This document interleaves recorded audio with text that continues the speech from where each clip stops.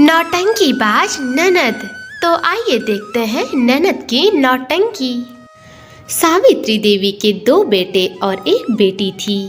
सावित्री देवी ने अपने तीनों बच्चों की शादी कर अपनी जिम्मेदारी पूरी कर ली थी, जिसमें से कि उसकी सबसे छोटी बेटी यानी कि लाडली बेटी सुधा की शादी को अभी 6 महीने ही हुए थे।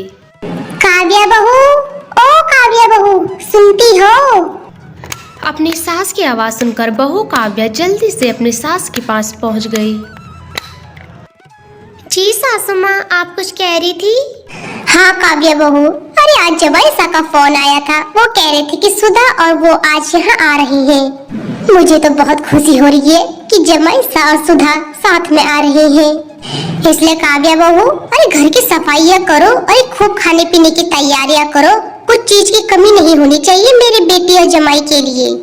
मैं तो आज बहुत ही खुश हूँ कि मेरी लाडली बेटी सुधा आ रही है। अरे मेरी प्यारी सी बच्ची, जल्दी जाओ बहू, जल्दी से किचन में काम शुरू करो और छोटी बहू को भी काम बता दो। अरे मेरी छोटी बेटी जा रही है। ही। अपनी सास की ऐसी बातें सुनकर काव्या जल्दी से किचन में जाती है और अपनी देवरानी से कहती है, देवरानी जी, तुम जल्दी से साफ सफाई का काम करो और मैं खाना बनाती हूँ। तुम्हें पता है आज हमारी लाडली ननद आ रही है, इसलिए माँ जी ने कहा है कि घर की पूरी तैयारियां करो। क्यों जीजी, वो कोई अमीर खानदान की लड़की है क्या? अरे उसे पता नहीं है क्या कि हमारे मायके में कैसा है? देवरानी जी, सुधा आज शादी करके पहली बार मायके आ रही है, इसलिए सासू माँ ने सफाई के लिए बोला है। क्या तुम्हें पता है, जब मैं इस घर में शादी करके नई आई थी तो ननद ने ही मुझे घर का सारा काम सिखाया था और मेरे साथ घर का सारा काम भी करती थी वो। दीदी, वो तो शादी की पहले की बात है, क्या पता अब ननद के भाव बढ़ गए हो। तुम कहती तो ठीक है, कर लेती हूँ सफाई, वरना मेरा कोई मन नहीं है।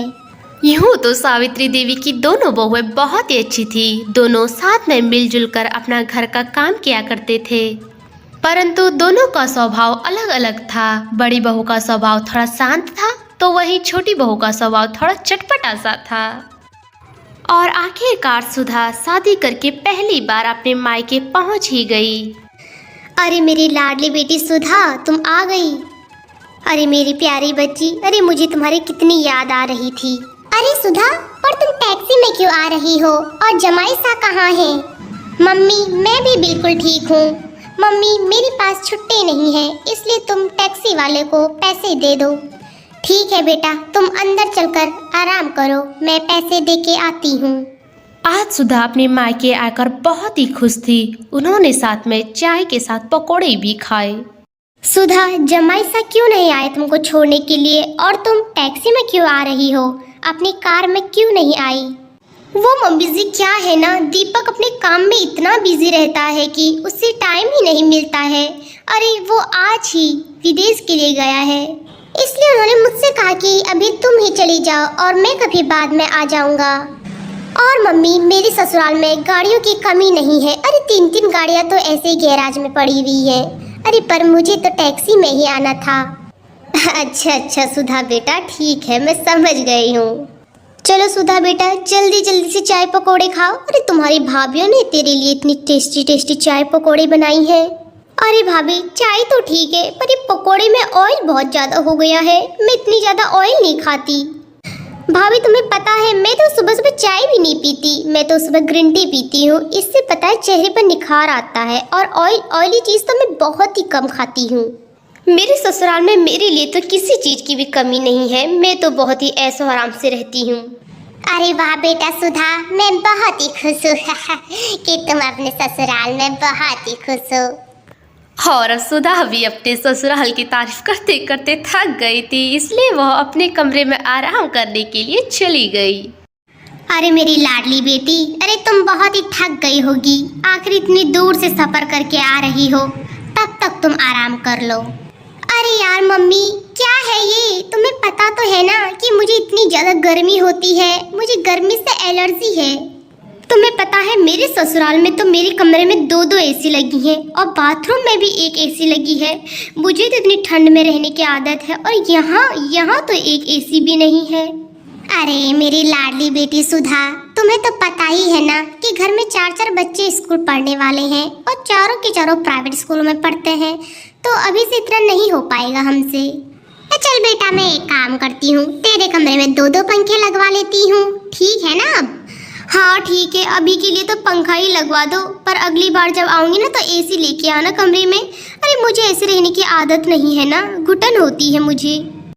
ननद की ऐसी सारी बातें उसकी छोटी भाभी सुन लेती है और वह किचन में जाके अपनी जेठानी से कहती है, दीदी, ननद की शादी अमीर ससुराल में क्या होगी? अरे उनके तो तेवर ही बढ़ गए हैं। नौटंकी बाज ननद कहेगी, अरे नखरे तो ऐसे दिखा रही है जैसे कि पहले कभी वो अपने मायके में रही ना होगी। अरे मायके में आकर इतनी कमियां निकाल रही है। मैं तो एसी में नहीं रहती हूँ, मैं तो ऐसा नहीं खाती हूँ। अगर इतने ही पैसे थे तो कल टैक्सी में क्यों आई? अरे अपनी गाड़ी में आती। हाँ देवरानी जी, सुधा शादी करके बहुत ही बदल गई है। अरे उसे अमीर ससुराल क्या मिला? अरे वो तो अपने मायके में कमियां निकालने लग गई है। खैर छोड़िए, कुछ दिनों की तो बात है, फिर सुधा अपने ससुराल को चली जाएगी। सुधा के ऐसे बदले बदले तेवर और नखरे उसकी भाभीियों को भी बिल्कुल पसंद नहीं आ रहे थे, पर वो भी अब क्या कर सकती थी। अब सावित्री की दोनों बहुओं ने रात का खाना बनाया और सभी लोग खाने के लिए पहुंचे तो अरे आज मेरी भाभीियों ने क्या बनाया है खाने में? सुधा, आज हमने तेरी मनपसंद मटर पनीर, राजमा चावल, पूरी, आलू की सब्जी बनाई है और मीठे में हमने तेरे लिए खीर बनाई है। बस भाभी, तुमने इतना ही बनाया मेरे लिए? भाभी, मेरे ससुराल में तो रोज 12 या 15 प्रकार के अलग अलग खाना बनता है। मुझे ये मटर पनीर और राजमा चावल पहले पसंद था, अब मुझे ये पसंद नहीं है। मेरी पसंद अब चेंज हो गई है। मेरे ससुराल में तो हर तीसरे दिन मटन, चिकन, फास्ट फूड बनते रहता है। अरे हमारे घर में तो 4-4 नौकर रखे हैं खाना बनाने के लिए। खैर, अब अगर तुमने इतनी मेहनत से बनाया है तो खाना ही पड़ेगा, वरना मेरा कोई मन नहीं था खाने का। और अब ऐसे ही सुधा अपने मायके में बहुत ही ज्यादा नौटंकी करती रहती, हर चीज में नखरे दिखाती रहती, जिससे कि उसकी भाभियां भी बहुत परेशान हो गई थी। ऐसे ही सुधा को अपने मायके में 2 सप्ताह बीत गए थे और एक दिन की बात है। भाभी, मुझे एक गिलास चाय दे दो, मुझे चाय पीने का मन कर रहा है। अब हर दिन सुधा बहुत ही नौटंकी करने लगी थी। वह हर चीज में नखरे करती और अपनी भाभियों पर ऑर्डर जमाती रहती थी। ननद की आवाज़ सुनकर दोनों भाभियां उसके लिए चाय बना के लेके आती हैं। भाभी, जरा मुझे अपना नेल पेंट देना लगाने के लिए। मेरा नेल पेंट मैं अभी ससुराल में भूल के आ गई हूँ। वैसे तो मैं कोई सस्ता नेल पेंट लगाती नहीं हूँ, पर अभी मेरी मजबूरी है। अरे मेरे पास तो 2-2 हजार की नेल पेंट है और एक लिपस्टिक तो मेरा 3,000 का आता है। वैसे तो मैं ब्रांडेड चीजें लगाती हूँ, ये सस्ते चीजें मुझे अच्छे नहीं लगते, पर अभी दे दो।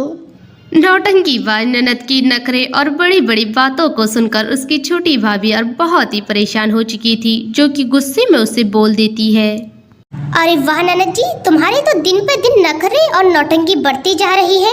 अरे हम तुम्हारे शौक सारे पूरे कर भी रहे हैं, तुम्हारी बात मान भी रहे हैं करके तुम तो इतनी ज्यादा नौटंकी दिखा रही हो। अरे जब से तुम यहाँ आई हो अपने मायके की चीजों पर बस कमियां निकालते रहती हो, कभी ये नहीं है कभी वो नहीं है तुम्हारे पास। अरे अगर तुम्हारा ससुराल इतना ही अमीर है तो तुम टैक्सी में क्यों आई, गाड़ी में क्यों नहीं आई?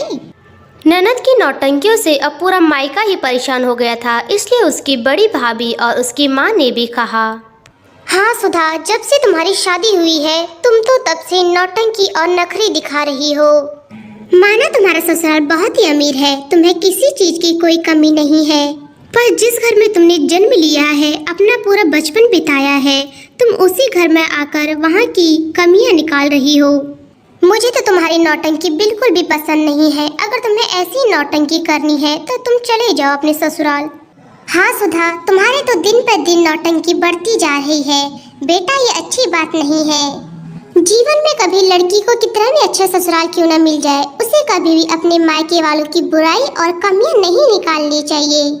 तुम्हारी दोनों भाभियां भी तो अमीर मायके से हैं, पर वो कभी भी अपने मायके की इतनी बुराई नहीं करते और इस गरीब ससुराल में एडजस्ट कर रही हैं और खुश भी हैं।